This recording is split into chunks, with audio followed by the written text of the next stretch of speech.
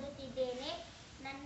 ನನ್ನ ಶಾಲೆಯ ಹೆಸರು ಸರ್ಕಾರಿ ಹಿರಿಯ ಪ್ರಾಥಮಿಕ ಶಾಲೆ ಅತ್ತಿಕಟ್ಟಿ. ನಾನು ಈಗ ಪ್ರೋಟೀನ್ ಪರೀಕ್ಷೆಯನ್ನು ಮಾಡುತ್ತಿದ್ದೇನೆ.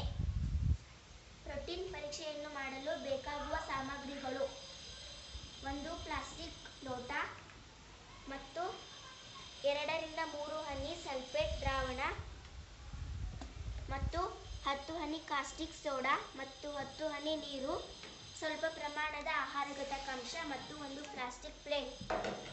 ಈಗ ನಾವು ಪ್ರೋಟೀನ್ ಪರೀಕ್ಷೆಯನ್ನು ಪ್ರಾರಂಭಿಸೋಣ. ಪ್ರೋಟೀನ್ ಪರೀಕ್ಷೆಯನ್ನು ಮಾಡಲು ಸ್ವಲ್ಪ ಆಹಾರದ ಘಟಕಾಂಶವನ್ನು ತೆಗೆದುಕೊಳ್ಳಬೇಕು. ಅದು ಗಟ್ಟಿಯಾಗಿದ್ದರೆ ಅದನ್ನು ಪೇಸ್ಟ್ ಅಥವಾ ಪುಡಿ ಮಾಡಿಕೊಳ್ಳಬೇಕು.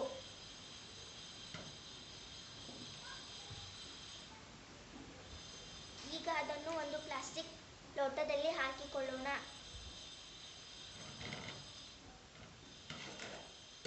ನಂತರ ಅದಕ್ಕೆ 10 ಹನಿ ನೀರನ್ನು ಹಾಕಿ.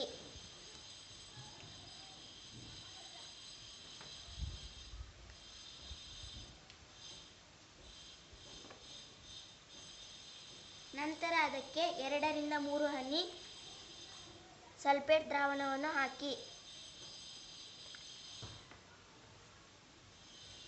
ನಂತರ 10 ಹನಿ ಕಾಸ್ಟಿಕ್ ಸೋಡಾ ಹಾಕಿ.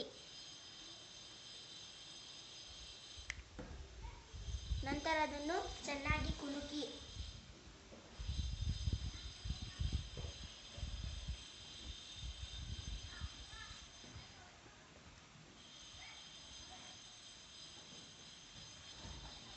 ಈಗ ನಾವು 2 ರಿಂದ 3 ನಿಮಿಷ ಕುಲುಕಿದೆವು ಮತ್ತು 2 ರಿಂದ 3 ನಿಮಿಷ ಹಾಗೆ ಬಿಟ್ಟೆವು.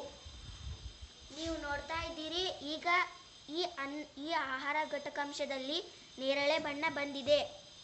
ಇದರಲ್ಲಿ ನೇರಳೆ ಬಣ್ಣ ಬಂದಿದೆ, ಅದಕ್ಕೆ ಈ ಆಹಾರ ಘಟಕಾಂಶದಲ್ಲಿ ಪ್ರೋಟೀನ್ ಇದೆ ಎಂದರ್ಥ. ಇದರಲ್ಲಿ ನೇರಳೆ ಬಣ್ಣ